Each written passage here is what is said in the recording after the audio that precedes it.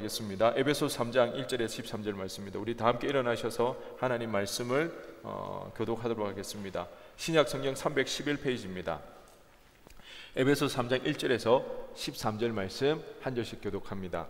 이러므로 그리스도 예수의 일로 너희 이방인을 위하여 갇힌 자 된 나 바울이 말하거니와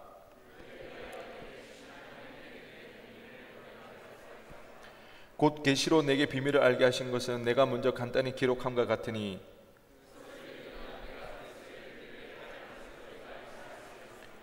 이제 그의 거룩한 사도들과 선지자들에게 성령으로 나타내신 것 같이 다른 세대에서는 사람의 아들들에게 알리지 아니하셨으니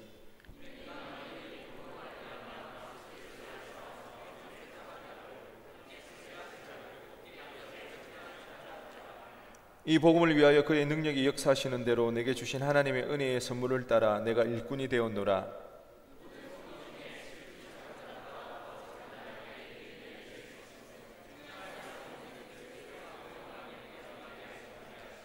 영원부터 만물을 창조하신 하나님 속에 감추어졌던 비밀의 경륜이 어떠한 것을 드러내게 하려 하심이라.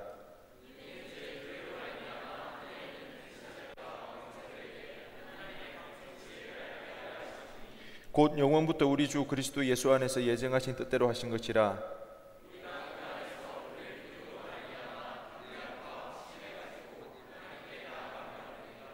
그러므로 너희에게 함께 읽겠습니다. 그러므로 너희에게 고하노니 너희를 위한 나의 열 환난에 대하여 낙심하지 말라. 이는 너희의 영광이니라. 아멘. 자리에 앉으시기 바랍니다. 오늘 본문의 말씀을 가지고 복음과 하나님의 주권 수련의 첫 번째 메시지입니다. 2018년도에 일어났던 일입니다. 아마 우리나라에는 그렇게 좀 많이 알려지지는 않은 것 같은데요. 그런데 미국에서는 굉장히 유명한 사람입니다. 아마 미국에서는 방탄소년단급 되는 그런 인기를 누렸던 사람인데요. 셰프이자 베스트셀러 작가 그리고 유명 방송인이었던 앤서니 보데인입니다. 앤서니 보데인 혹시 들어보신 분 있나요? 진짜 유명한 사람인데 그를 향해서 사람들이 이런 이야기를 했습니다. 미국 사람들뿐만 아니라 세계적으로 유명한 사람이기 때문에 세계적으로 그를 향해서 이렇게 이야기를 했습니다. 가장 완벽에 가까운 인생, 지구에서 가장 행복한 남자, 세상에서 가장 좋은 행복한 직업을 가진 남자.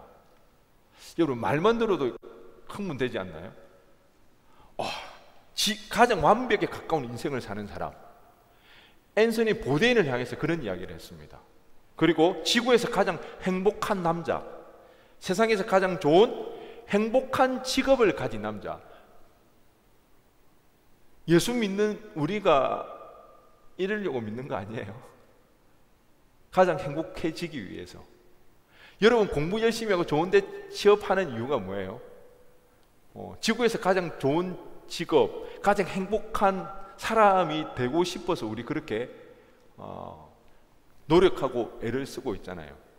그런 이제 수많은 사람들에게 그렇게 인정을 받았던 사람이 바로 앤서니 보데인입니다. 그런데 그런 그가 2018년도 프랑스 한 호텔에서 극단적 선택을 하게 됩니다.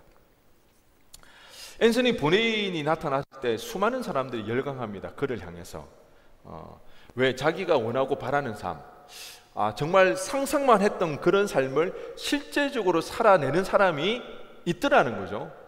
그 사람이 바로 앤서니 보데인이었습니다. 술에 취해서 글을 썼는데 그 글을 책으로 출판해 줬고요. 그래서 그 책이 그런데 베스트셀러가 돼버리는 거예요.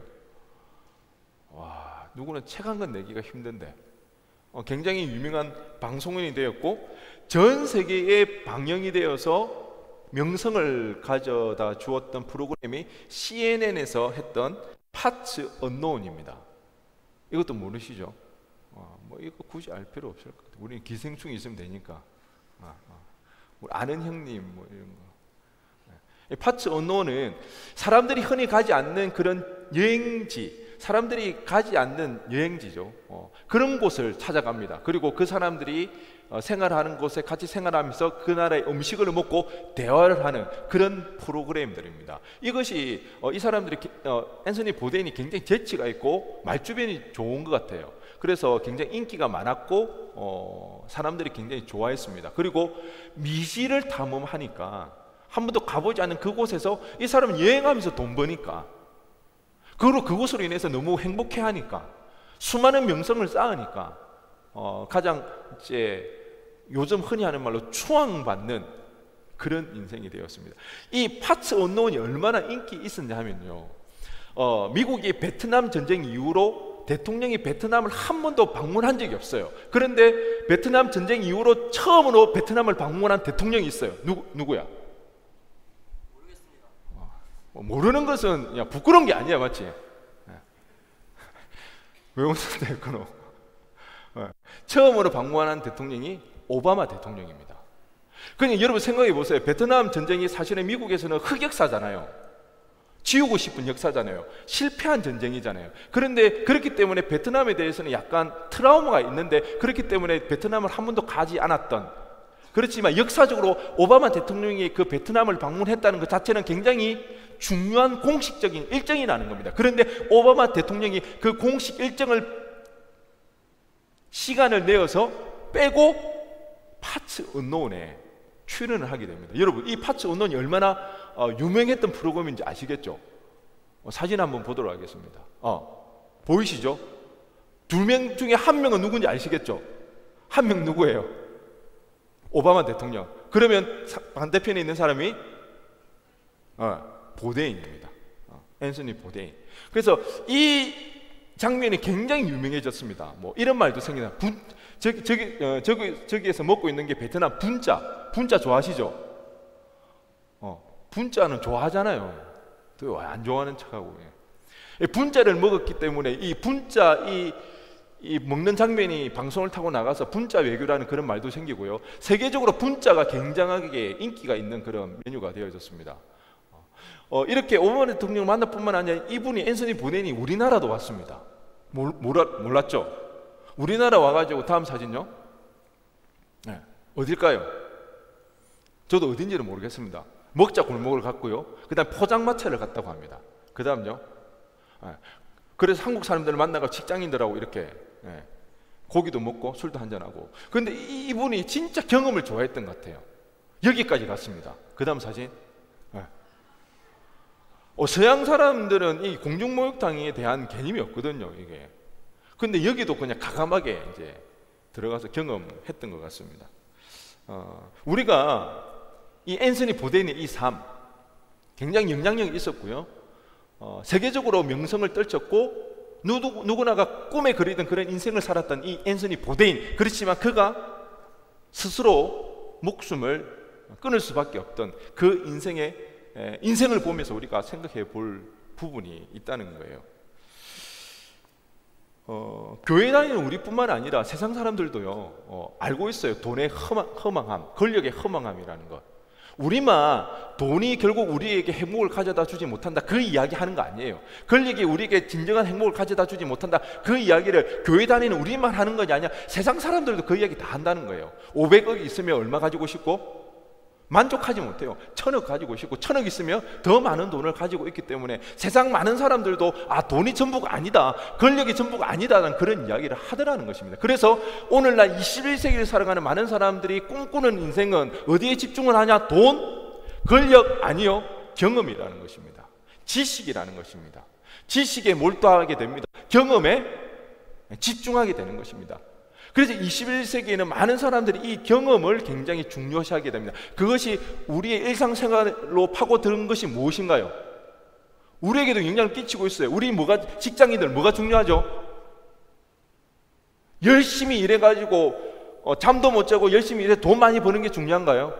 아니요. 요즘은 돈 많이 버는 게 중요하지 않아요. 뭐가 중요해요? 워라밸이 중요하잖아요. 돈이 전부가 아니라는 거예요. 우리의 여유 있는 그 삶을 통해서 새로운 경험들을 하기를 원한다는 것, 이것이 우리 일상에도 파고 들어와 있는 부분이라는 것입니다. 그러나 그렇게 21세기를 살아가는 모든 사람들에게 선망의 대상이 되었던 이 앤서니 보데이는 결국 극단적 선택을 하게 되었습니다. 그래서 수많은 사람들이 다시 한번 낙심하게 되어지고요, 상실감에 빠져들었습니다. 왜? 자기가 그토록 열망했던 그 인생, 자기가 꿈꾸던 그 인생, 꿈으로만 여겼던 그 삶을 실제로 살아내었던 이 앤서니 보데인이 그 삶을 결국에는 스스로 그 목숨을 끊었던 그 사건을 통해서 다시 한번, 그럼 도대체 어떻게 살아가야 되는가? 정말 이 인생을 어떻게 살아가야 의미 있게 진짜 행복하게 살아갈 수 있을까? 구독자 145만 명을 가지고 있는 조성현의 탐구생활이라는 채널이 있습니다. 여러분 혹시 보신 분 있나요? 이 조성현 씨라는 분이 굉장히 똑똑한 것 같아요. 뭐 공중파에도 많이 나오고요. 그래서 이 채널을 굉장히 다양하게 역사적으로 이렇게 많은 이제 아이템들을 가지고 이렇게 소개를 하고 하던데요. 이분의 롤 모델이 앤서니 보데인이었다고 합니다.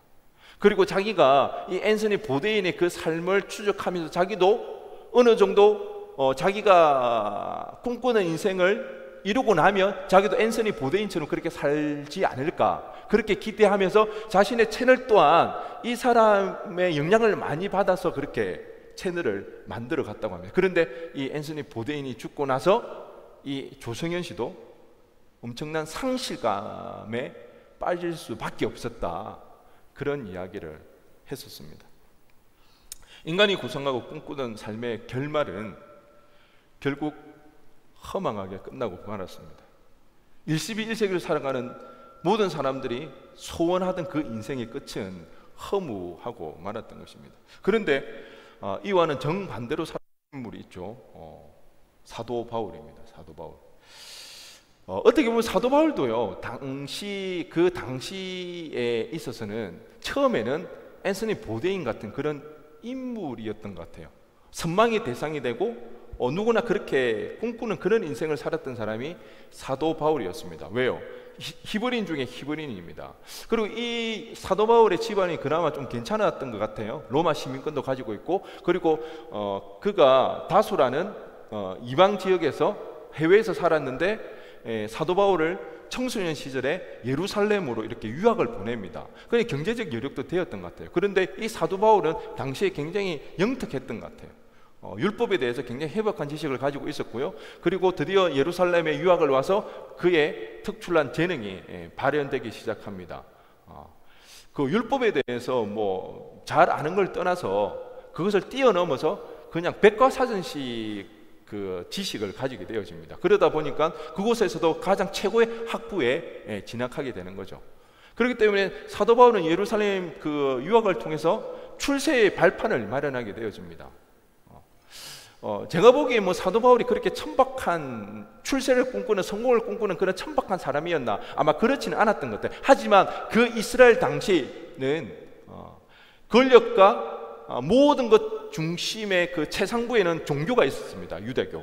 그렇기 때문에 그 유대교를 통해서 그 출세를 하는 것은 어떻게 보면 당연한 결과였습니다. 그러다 보니까 이 사도 바울은 누구보다도 빠르게 출세의 가도를 달렸던 인물이 사도 바울이었습니다. 왜? 뭐 집안 배경도 되죠.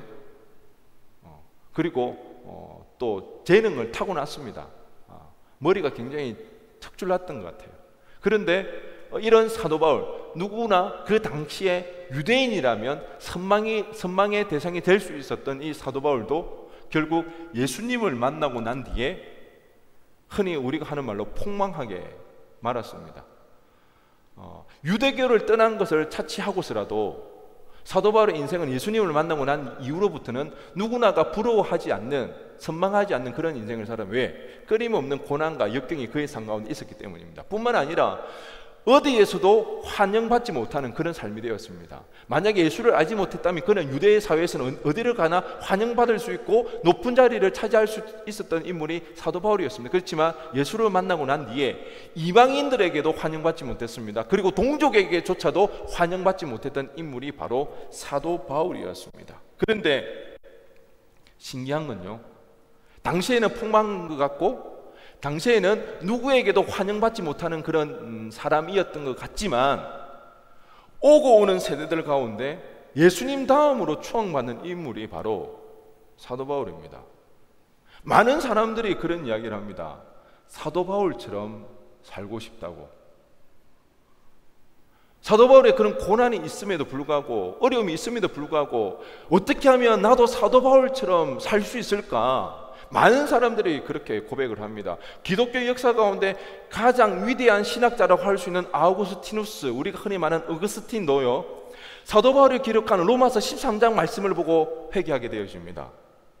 종교개혁의 촉발을 시켰던 마틴 루터 역시 그가 사도 바울이 쓴 로마서 1장 17절 말씀을 보고 회심하게 되어지는 것입니다. 얼마나 큰 영향력을 끼쳤던 인물인지 모른다는 것입니다.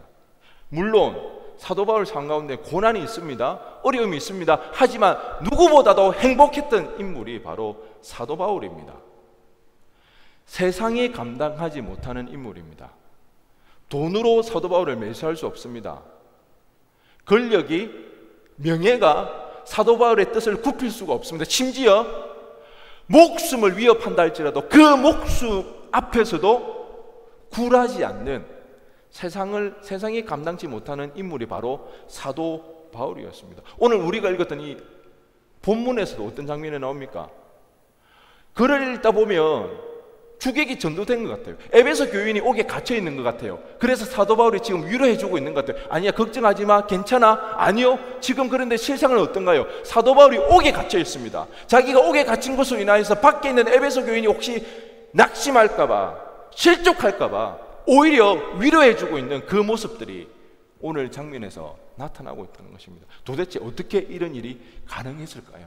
지난 시간에 우리가 살펴봤던 것처럼 지성에서 영성으로 넘어갔기 때문에, 이전에 사도 바울이 율법이라는 지성으로 살아갔다면 이제는 십자가와 부활, 그 복음의 사건을 경험하게 되어지고 이제는 십자가의 영성으로 살아갔기 때문에 그 어떤 것에서도 위협받지 않고 매이지 않고 자유하면서 그는 그 부르심을 쫓아 살아갈 수가 있었던 것입니다. 여러분, 십자가의 영성이란 무엇일까요? 십자가의 영성, 십자가의 영성이란 이런 것입니다. 예수님께서 십자가에 돌아가셨을 때에 하나님의 영광이 가장 잘 드러났던 것처럼 굴욕과 약함에 처하는 십자가를 본받는 삶을 통해 하나님의 승리에 참여하는 인생입니다. 굴욕과 약함에 처하는 십자가를 본받는 삶을 통해 하나님의 승리에 참여하는 삶, 그것이 십자가의 영성이라는 것입니다. 여러분, 여기서 착각하면 안 됩니다. 그 십자가의 영성으로 당하는 그 고난은 복음 때문에, 하나님의 영광 때문에 당하는 고난이요, 고통입니다. 자신의 개인의 이익과 자신의 잘못이나 자신의 출세 때문에 당하는 그 고난, 그 어려움이 아니라는 것입니다.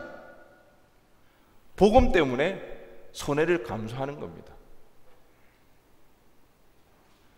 복음 때문에 그 고난이 있다 할지라도 그 고난에 굴하지 아니하고 그 일을 묵묵히 해 나가는 것입니다. 이것이 바로 십자가의 영성입니다. 그런데 오늘날 우리가 살아가는 이 시대는요, 십자가의 영성과는 전혀 반대되는 가치관, 세계관이 우리를 사로잡고 있다는 것입니다. 승리주의입니다. 우리가 영향력을 끼칠 수 있는 것은 우리가 사람들이 선망의 대상이 되거나 인정받거나 높은 자리에 올라가거나 슈퍼 히어로가 되었을 때만 우리는 뭔가 영향력을 끼칠 수 있을 거라 그렇게 생각합니다. 우리의 신앙에도 이것이 동화되어져 있습니다. 그래서 우리는 영악하게도 하나님 나라, 하나님 영광이나 명분으로 우리의 욕망을 가정한 믿음으로 하나님 앞에 기도하죠. 하나님, 이 꿈 이루어 주셔야 됩니다. 하나님, 내가 원하고 소원하는 바를 이루어 주셔야 됩니다. 사람들이 선망의 대상이 되는 그런 삶을 내가 살아내야 됩니다. 왜? 하나님 영광 위해서. 아니요, 하나님은 그렇게 일하시지 않는다는 것입니다. 그런 얄팍한 상술에 우리 하나님이 넘어가지 않으신다는 것입니다. 여러분이 정말 하나님의 영광 위에 살고 싶으신가요? 하나님과 동행하며 하나님의 주인 되는 그런 삶을 살아내고 싶으신가요? 그렇다면 여러분의 삶을 하나님 앞에 드리시기 바랍니다. 하나님이 우리의 삶의 주인이라는 고백 가운데 그저 하나님 앞에 우리 삶을 내어드리면 된다는 겁니다. 우리가 성공하든 못하든 그거랑 아무 상관이 없다는 것입니다. 자기 자신도 모르게 승리주의에 도취되어 있는 거 아닙니까? 내가 좀 잘나야만 하나님 영광 드러낼 수 있을 것 같나요? 내가 어느 정도 돈을 모아야만 하나님 영광이 드러날 것 같나요? 아니면 승리주의에 도취되었던 우리의 욕망을 가장한 기도는 아니었나요? 때로는요, 우리 최선의 선택이라고 했던 그 선택이 결국은 우리를 막다른 골목으로 몰아넣을 때가 많습니다. 여러분 그렇지 않던가요? 이전에 제가 소개했던 고 유령 교수님, 조셉 피터슨, 탁월한 재능을 가지고 있던 사람입니다. 자신의 지식으로 끝까지 밀어붙였습니다. 그렇죠? 끝까지 갔는데 그 끝은 뭐예요? 막다른 골목이었습니다.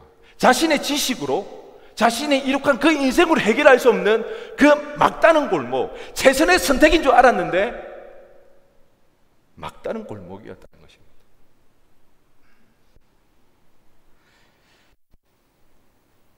물론 우리 가운데 사도 바울처럼 살고 싶지 않은 사람도 있을 겁니다. 왜 사도 바울처럼 살고 싶지 않나요? 고난 당할까봐? 고통이 있을까봐? 뭐 여러분 아시겠지만 우리가 돈을 많이 벌어도요, 그리고 높은 지위에 올라가도 성공해도 잘 나가도 있는 거는 어떨까요? 다 똑같아요. 어떻게 보면 의사들이 제일 바쁘잖아요. 뭐 속된 말로 돈 쓸 시간도 없이 바쁜 사람들이 의사들입니다. 힘든 거는 매한가지는 돈을 많이 벌어도 잘 나가도 성공해도 마찬가지예요. 우리가 정말 사도 바울처럼 살기가 두려운 것은 아마 이런 거지 않을까 싶은데요, 내가 원하는 삶을 살지 못할까 봐, 내가 바라고 소원하는, 내가 꿈꾸는 인생이 있잖아요. 그 인생을 포기해야 될까 봐. 사람마다 다르겠지만 누구에는 그게 물질이 될 수가 있습니다. 누구에는 그게 여유로운 생활이 될 수 있고, 누구는 그게 지위가 될 수 있고 명성이 될 수가 있습니다. 이것들을 포기해야 될까 봐. 그래서 우리는 사도 바울처럼 살고 싶지 않다는 그런 생각들을 하게 됩니다. 그런데 아마 이제 이 청년들은 조금씩 느낄 거예요. 인생 살아보니 어떻던가요? 자기 뜻대로 되는 게 있던가요? 자기가 청사진을 그려서 그 청사진대로 지금까지 살아왔다 손들어 보세요. 학사생들, 여러분 고등학교 때 학사 들어오려고 꿈꿨던 사람 있나요? 물론 대학, 내가 소원하고 원했던 대학 들어갔다. 여러분 학사생들, 청년들 대학 들어와서 제일 많이 고민하는 건 뭐예요? 내가 꿈꾸는, 내가 바라는 과에 들어왔는데 들어와 보니 어때요? 내가 생각했던 건 완전 달라. 그거는 예외 없이 전부 다 고민하는 문제예요.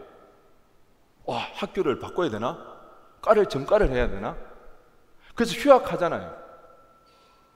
편입도 하고요. 여러분 우리 인생이요, 우리가 생각하는 대로, 내가 꿈꾸던 대로 되지 않아요. 만약에 내가 끝까지 포기하지 않고 산다 할지라도 내가 처음에 그렸던 그 그림대로 그려지지 않는 게 인생입니다. 지혜는 뭡니까? 지혜, 은혜가 뭔가요? 그 사실을 빨리 깨닫고 누구에게 순종하는 거? 하나님께 순종하는 거예요. 우리 고등학교 때 그런 거 있잖아요. 소위 좀 잘 나간다는 애들, 좀 빨리 성숙한 우리 친구들, 누구보다 좀 더 화장도 더 요즘 화장은 다 하나요? 우리 때는 그게 아니에요. 화장도 하고 술도 마시고 뭐 여자친구도 만나고, 다들 그렇게 보면 부러워하고 멋있어 보이고 그러잖아요. 그런데 그 끝은 5년 지나고 10년 지나면 역전되는 거예요. 조금 어리숙해 보이고 조금은 뭐 모자라 보이더라도 학생 때는 뭐 해야 되는 거예요? 공부해야 되는 거예요. 은혜가 뭡니까? 지혜가 뭡니까? 학생 때 공부가 중요하다는 사실을 알고 공부하는 애들이 있어요. 와, 그 애들 진짜 신기하지 않나요? 고등학교 때 공부가 중요한 것을 알고 공부하는 애들이 있더라니까.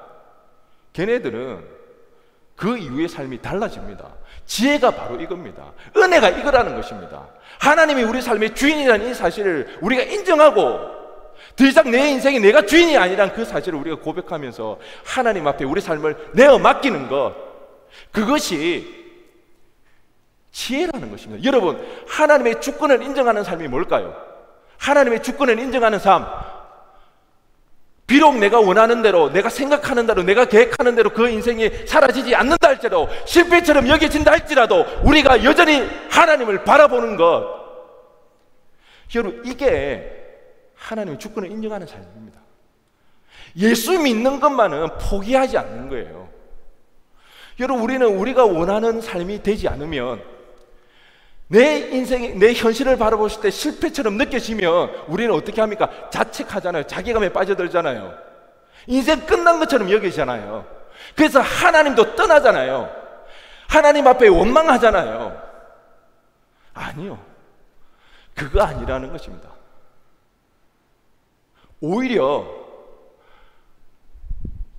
하나님은 그때부터 일하기 시작합니다. 할렐루야. 하나님은 그때부터 일하기 시작한다는 거예요. 왜? 내가 내 인생을 이제는 내가 내 힘으로 할 수 없을 것처럼 느껴질 때에, 내 인생이 소망이 없고 실패로 인하여서 낙심이 되어질 때에, 그때 하나님은 우리 인생 가운데 일하기 시작합니다. 왜요? 그때 내려놓기 때문에. 그제서야 내 인생이 내 마음대로 되어지지 않는다는 것을 알고 내려놓기 시작하기 때문에 그때 하나님이 일하신다는 겁니다. 여러분, 잘 들으시기 바랍니다. 우리의 꿈은 실패할 수 있어요.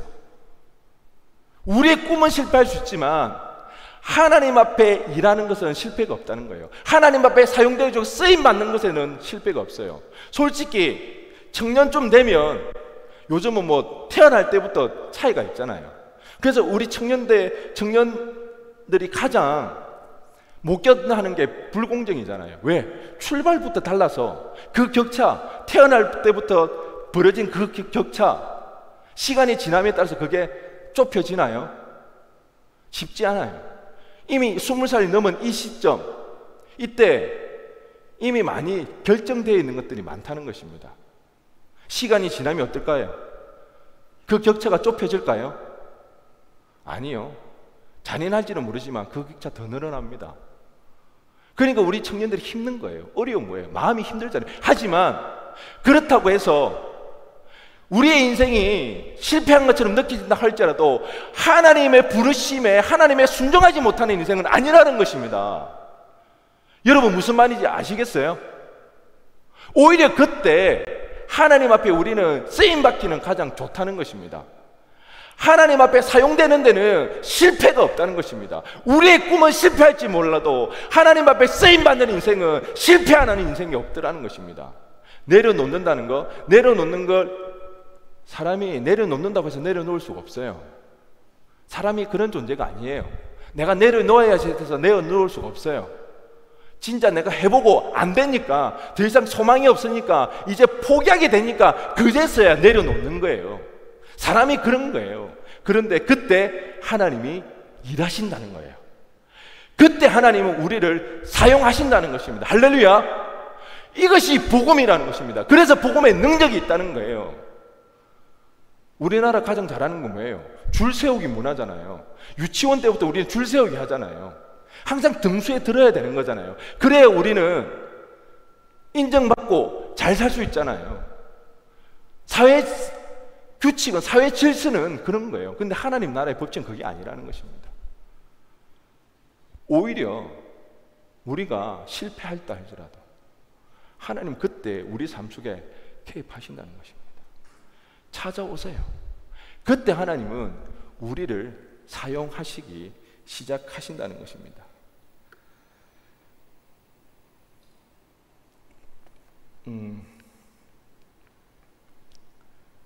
이것이 여러분 복음입니다. 복음의 능력입니다.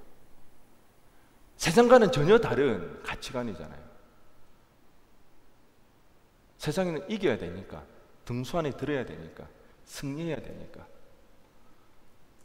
우리를 복음 안에서 우리가 하나님을 믿게 되었다면, 복음으로서 우리가 하나님의 자녀가 되어졌다면 이제 우리에게 기회가 주어진 거예요. 나와 함께 일할 수 있겠니? 하나님 나라를 위하여서 일할 수 있겠니? 도대체 하나님은 우리를 뭘 보고 부르시고 하나님 나라를 위하여서 동업자로 우리를 세우십니까? 우리의 실력 아닌 거 우리는 알잖아요. 뭐 때문에? 복음 때문입니다. 주님의 십자가 때문에. 그래서 하나님 우리를 포기하지 않고 우리를 부르시고 우리를 찾아오신다는 겁니다. 여러분, 꿈을 이루지 못해 소망 없는 것이 아닙니다. 하나님 없는 삶이, 하나님이 없기 때문에 소망이 없습니다. 우리의 미래, 우리의 다음 세대, 아영교회, 이 나라, 이 민족 가운데 하나님이 없기 때문에 소망이 없는 것입니다. 우리가 다음 세대를 짊어져야 되잖아요. 근데 다음 세대 가운데 정말 하나님이 없다면, 다음 세대를 이끌어갈 청년들 가운데 믿음이 없다면, 하나님을 아는 청년들이 점점 줄어간다면 이 나라, 이 민족 다음 세대는 소망이 없다는 것입니다. 여러분, 청년의 때에 이것이 확고하게 자리 잡혀야 됩니다. 이 믿음이 우리 안에 있어야 되는 거예요. 그래 우리가 가슴 아파하면서 이 나라, 이 민족을 위해서 기도도 하고요. 그리고 정말 더 우리는 하나님을 향해서 하나님을 열망할 수가 있는 것입니다. 여러분, 꼭 기억하시기 바랍니다. 하나님은 한 사람이라도 좋으니 하나님의 신실한 그 한 사람을 통해서 하나님 일하십니다. 하나님 막을 사람 없습니다. 하나님의 계획은 반드시 이루어집니다. 하나님은요, 한 사람이라도 좋으니 그 한 사람을 통해서 하나님 일을 이루어 가십니다. 저는 저와 여러분이 그 한 사람 되었으면 좋겠습니다. 정말 그 하나님과 함께 일할 수 있는, 하나님의 일들을 이루어 나가는 그런 청년들 되었으면 좋겠습니다. 그런 열정으로, 열망으로 우리의 마음들이 좀 불타올랐으면 좋겠습니다. 그러기 위해 우리는 하나님의 주권을 인정해 드려야 됩니다. 더 이상 여러분의 인생을 여러분이 통제하려고 하지 마시기 바랍니다. 그렇다고 여러분 오해하지 마세요. 통제하지 않는다고 해서 계획하지 말고 노력하지 말라는 이야기 아닙니다. 계획 세우십시오. 철저하게 계획 세우고 기도하면서 여러분의 삶을 살아가십시오. 하지만 여러분의 계획한 대로, 기도한 대로 그 결과 이루어지지 않는다 할지라도 그때 하나님을 떠나지 말고, 하나님을 원망하지 말고, 포기하지 말고, 그때 누구를 바라보시라고요? 하나님 바라보시기 바랍니다. 여러분, 만약에 여러분들이 기도하면서 계획 가운데 열심히 살았는데 실패했다, 여러분 할렐루야, 하나님을 찾으시기 바랍니다. 그때 뭐다? 하나님이 내 인생 가운데 개입하시기 시작하는 시그널입니다. 하나님 때문에 내가, 하나님 영광 위해서 내가 이렇게 열심히 살아갔는데 그 길이 막힌다. 그거는 진짜 하나님이 우리 인생 가운데 일하기 시작했다는 표식입니다. 그렇기 때문에 더 하나님을 의지하시기 바랍니다. 사도 바울은요, 총 3번에 걸쳐서 선교 여행을 하게 됩니다. 선교 여행을 하기 위해서는 굉장히 계획들을 철저하게 세웠겠죠.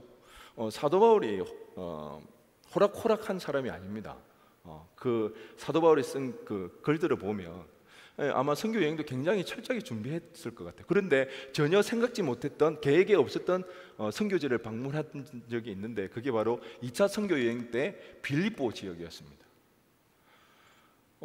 계획을 딱 세워서 선교 여행을 끝났는데 갑자기 환상 중에 빌립보 사람, 마게도냐 사람이 그 환상 가운데 나와서 손을 흔드는 거예요. 건너와서 우리를 도우라. 그랬을 때 사도 바울이 그 하나님의 음성인 줄 알고 그가 방향을 틀어서 빌립보 쪽으로 가게 되어집니다. 여러분, 분명히 사도 바울이 철저하게 계획 가운데 선교 여행을 준비했을 거고요. 계획을 했을 때 그러면 계획만 했을까요? 선교 여행인데 뭐 했겠어요? 기도하지 않았을까요? 기도했겠죠, 당연히. 여러분, 수련회 준비하는데 기도 안 하나요? 그러면 하나님이 사도 바울의 선교여행 준비하면서 기도할 때 좀 알려주시지, 왜 중간에 그래 느닷없이 나타나서 그렇게 말하실까? 그렇지 않나요? 우리도 이 수련회 준비할 때 기도하거든요. 기도 굉장히 많이 합니다. 지난주부터 월요일부터 우리 리더십들이 하루에 한 끼를 정해서 금식하면서 기도하고 있습니다. 그리고 그 기도문을 우리 단톡방에 올려줘요. 그러면 우리가 그걸 같이 읽으면서 기도하면서 그렇게 준비하고 있고요. 주일마다 우리 모여서 기도하잖아요. 저도 새벽마다 그렇게 기도하고 있습니다. 사도 바울이도 분명히 이렇게 기도했을 텐데, 그러면 기도할 때 좀 알려주시지 왜 중간에 그렇게 했을까요? 그 준비하는 그 시간이 굉장히 꽤 길었을 텐데, 우리도 이번 수련회를 준비할 때 꽤 오래 전부터 준비했습니다. 첫 번 우리 답사를 2달 전인 6월 중순에 우리가 답사를 갔다 왔습니다. 그러니까 거의 2달 전부터 우리는 본격적으로 수련회를 준비했던 거죠. 그런데 수련회를 준비해가지고 이제는 우리가 첫째 날 어디 갑니까? 우리 첫째 날 어디 가요? 담양 갑니다. 담양을 가고 그 밤에 이제 증도로 들어가거든요. 그러니까 우리가 이게 2달 동안 우리가 철저하게 준비해가지고 이렇게 가는데 갑자기 담양 갔을 때 갑자기 환상 중에 하나님이 나타나가지고 정도가 아니고 통영으로 가라 이러면 어떻게 될까요? 멘붕 오는 거죠. 하나님 2달 동안 우리가 그렇게 준비했는데 그렇게 기도할 때 좀 응답 좀 주시지 왜 이제 와가지고 갑자기 나타나서 통영 가라고. 우리는 그래도 언어라도 통하죠. 아시아를 중심으로 해서 선교를 했던 사도 바울에게 빌립보 지역이 유럽 지역이었단 말이에요. 문화가 다른 지역이에요. 얼마나 당황스러웠을까요? 그럴 때 사도 바울은 하나님의 뜻인 줄 알고 순종하며 나아갑니다. 분명 당황스럽고 어려웠을 것입니다. 굉장히 힘들었을 거예요. 빌립보서를 보면 그런 것들이 느껴집니다. 사도 바울이 얼마나 어려웠을까, 힘들었을까. 그렇지만 그가 자신의 인생을 자기가 컨트롤하지 않고 하나님 앞에 내어드렸을 때, 자기 계획대로 되어지지 않는다 할지라도 끝까지 하나님의 말씀에 순종하고 하나님 바라보았을 때 그를 통해서 놀라운 하나님의 역사들이 일어나더라는 것입니다. 제가 그 고등학교 때 참 은혜를 많이 받았던 것 같습니다. 제가 이전 교회에서 사회 갈 때에 부흥에 오신 이제 목사님이 제 고등부 때 담당 목사님이셨습니다. 저는 기억하고 있었는데 그 목사님이 이제 부흥에 오셔서 하시는 말씀이 한국인 목사가 고등부 예배 드릴 때 앞에서 대굴대굴 굴렀다는 거예요. 저는 기억이 없는데 그래서 하는 말이 아마 그때 굉장히 뜨겁게 찬양하고 기도하면서 막 아마 회개하고 자복하면서 그렇게 대굴대굴 굴렀겠죠. 제가 죄를 많이 지어서 그런가 봅니다. 그렇게 이제 은혜를 많이 받고 그렇게 했는데요. 그러다 보니까 제가 대학을 진학하게 될 때에 신학대학에 대한 마음들이 좀 있었습니다. 하나님의 부르심이 여기인가? 신학대학교인가? 그런데 그때까지만 해도 신학대학교라는 게 정말 저와는 너무 생경하게 느껴졌던 것입니다. 신학대학은 좀 특별한 사람만 가는 거고 내가 신학대학을 갈 거라고는 저는 한 번도 생각해 본 적이 없습니다. 저는 좀 자유로운 영혼이었거든요. 그래서 그 신학대학이라는 게 그렇게 좋지가 않았습니다. 그렇지만 그런 이제 마음들이 좀 있게 되었는데요. 이제 그래서 결국에는 확신이 서지 않아서 제가 이제 신학대학을 가지 않았습니다. 그리고 그렇지만 제가 대학생활 하는 내내 그런 생각을 좀 했습니다. 언젠간 좀 신학을 공부해봤으면 좋겠다. 언젠간 이 목회를 하지 않을까, 그런 이제 마음들이 조금 있었습니다. 그러다가 제가 결정적으로 아니라고 결정하게 된 게 미국 유학을 떠나게 되면서 결정을 하게 되었습니다. 미국 유학 가게 되는 그 과정에 대해서는 제가 수련회 때 조금 더 자세하게 이야기하겠는데요. 어쨌든 제가 미국 유학을 가게 되었습니다. 가게 되어지고 그때 지금도 생각나는 게 제가 미국 유학을 가게 되었을 때 그때 제 마음 가운데 그런 마음이 들었습니다. 이제 목회의 길은 아니구나. 그러니까 그 정도로 제 마음 가운데 여전히 목회에 대한 그런 갈급함이라고 해야 되나? 그런 이제 마음들이 있었던 것 같아요. 그런데 이제는 미국 유학 가게 되면서 이제 더 이상 나는 목회의 길은 아니구나, 그런 마음을 가질 정도로 그렇게 생각을 하고 있었고, 이제는 그때는 결단하면서 유학을 떠나게 되었던 거죠. 그런데 그 미국 유학 생활을 하는 가운데 하나님의 부르심이 있었던 거죠. 제가 이제 살던 그 집에는 연못이 있었거든요. 미국은 땅이 넓어서 마당에 연못까지 있습니다. 이 연못이 학사 앞마당만 합니다. 그렇게 해가지고, 근데 그 한쪽 편에 그 호박이랑 오이를 심었는데, 여러분 진짜 거짓말 안 하고 땅이 좋아서 그런지 오이하고 호박이요 제 팔만 했습니다. 안 믿는 것 같은데 진짜 컸다니까요. 제가 그걸 보면서 12 정탐꾼이 애수골 골짜기 가가지고 2명이 포도송이를 이렇게 메고 오잖아요. 진짜 그 일이 가능할 수도 있겠구나. 진짜 그렇게 컸어요. 제가 깜짝 놀랐는데, 그런데 그렇게 크다 보니까 제때 다 따먹지를 못했던 거예요.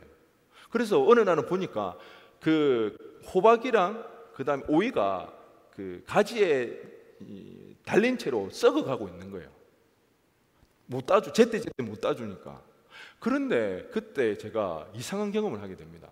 그걸 그냥 보고 있는데 제가 굉장히 머리가 어지럽고 속이 울렁거리는 거예요.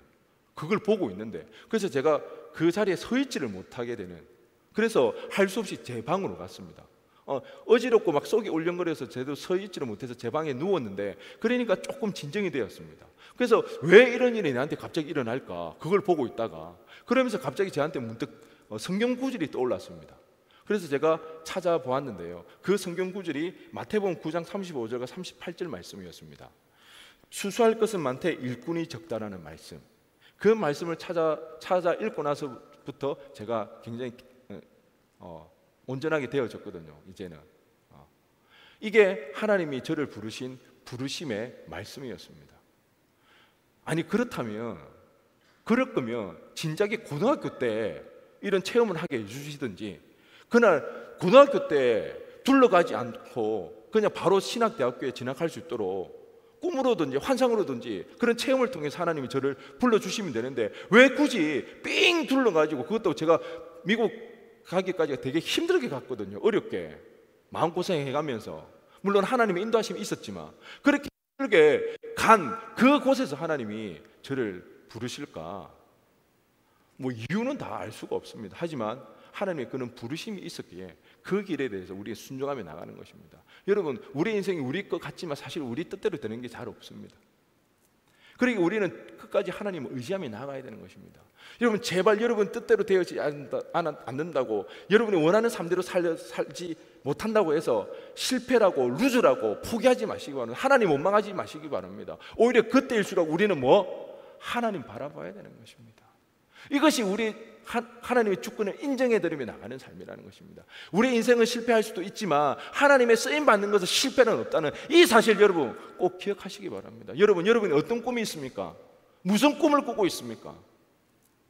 저에게는 2 아들이 있습니다. 아시죠? 저희 아내랑 한 번씩 그런 이야기 합니다. 이 아이들이 크면 뭐가 될까? 되게 좀 궁금하거든요. 그 첫째는 아무래도 목회자가 될 것 같아요. 2 가지 요소가 있는데요. 하나는 남의 집 가는 걸 되게 좋아합니다. 그리고 말하는 걸 너무 좋아해요.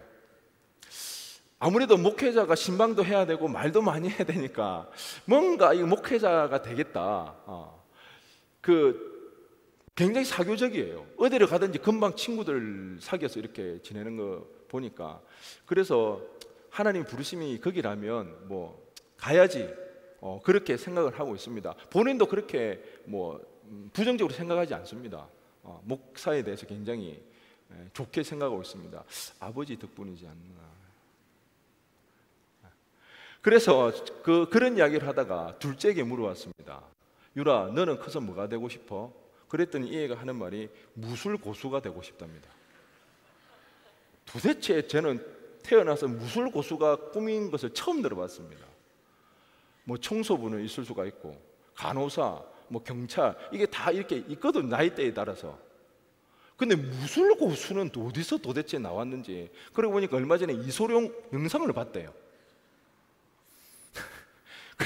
그걸 보고는 자기가 무술 고수가 되고 싶다면서 나보고 갑자기 아빠 철봉 50개 할 수 있냐고.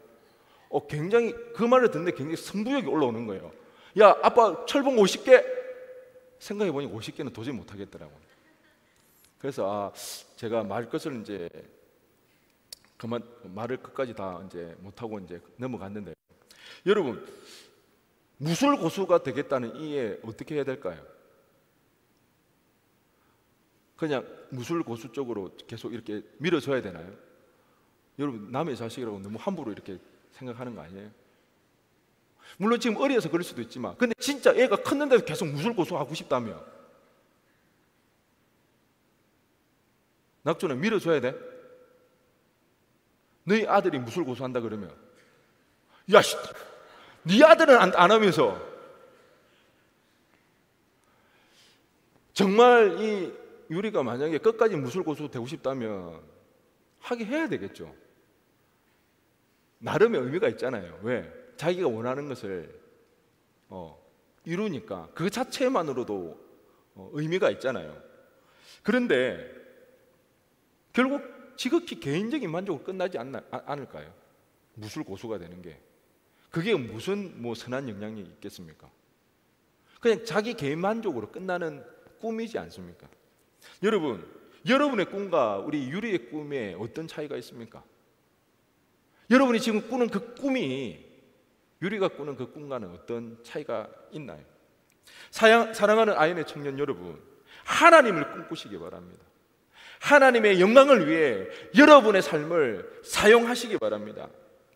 그러기 위해서 여러분의 인생을 더 이상 통제하려 들지 마시고 그냥 여러분의 인생을 하나님 앞에 내어드리시기 바랍니다.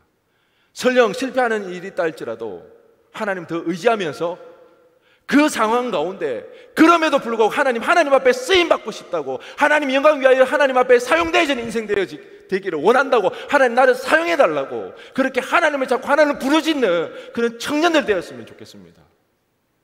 여러분, 이 한마디 꼭 기억했으면 좋겠습니다. 우리 인생의 실패는 있을 수 있어요. 하지만 하나님의 영광 위에 사용되어지는 인생은 실패가 없다는 것입니다. 왜요?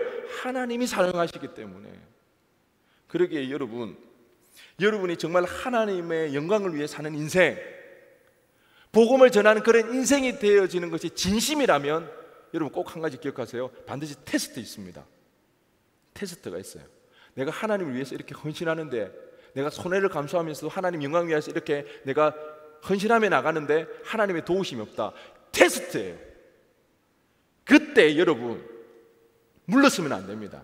그때 도망치면 안 돼요. 그때 오히려 더 여러분의 인생을 하나님 앞에 올인해야 돼요. 여러분의 생명을 거셔야 됩니다. 그러면 그 시기가 지나면 그 이후에 하나님이 여러분의 인생을 책임지신다는 것입니다. 할렐루야. 여러분, 이것이 바로 믿음이라는 것입니다. 여러분, 쫄지 마세요. 분명히 테스트 기간이 있어요. 우리가 진심으로 하나님 영광 위해서 살고 싶은데 그를 위해서 하나님 앞에 헌신하며 나가는데 분명히 하나님의 역사가 드러나지 않고 하나님의 도우심을 느끼지 못할 때가 있다라는 겁니다. 그때 물러가면 안 됩니다. 그때 오히려 더 하나님을 의지하고 하나님 앞에 올인해야 되는 것입니다. 목숨 걸어야 되는 것입니다. 그러면 하나님 목숨 걸고 우리 인생 책임져 주십니다. 정말 이런 은혜가 우리 가운데 있기를 원합니다. 여러분, 하나님의 주권을 인정해 드리며 우리 인생 가운데 가장 가치 있는, 우리 인생을 통틀어서 가장 우리가 잘 살 수 있는 하나님 영광 위하여서 하나님 뜻을 위하여 살아가는 그 이 일, 우리가 복음 가운데 십자가 은혜로 하나님의 자녀가 되어졌기에 하나님 우리에게 이런 기회 주신다는 이 사실을 아시고 하나님의 부르심에 순종하며 나가는, 무엇보다 이번 수련을 통하여서 다시 한번 복음의 은혜가 우리 가운데 회복되어져서 하나님을 향한 열망으로 가득 차 넘쳐나는 아연의 청년들 되어지기를 주님의 이름으로 간절히 축원드립니다. 우리 시간 다 함께 일어나셔서